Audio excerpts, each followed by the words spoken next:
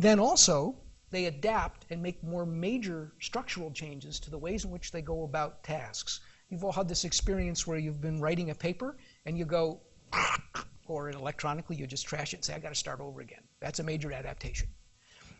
Learners are agents. What this means is that they make the decisions. We like to think we're in control as instructors or authors or program developers. We're not.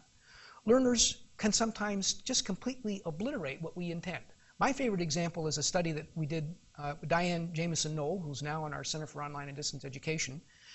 We asked people to study material and we gave them learning objectives. We asked them to look at the learning objectives. At the end of the study, we asked them if they looked at the learning objectives. They all said yes. 4 people never looked at them and told us that they did. Now, I don't think they were lying. They just forgot. This is part of what is known as agency. They made a decision even though we instructed them to do something and they thought they did it, but they actually hadn't. And one of the other really important features about this is that agency is expressed throughout the learning task. And that's going to come back to be a major point in a critique I have about how we do experiments.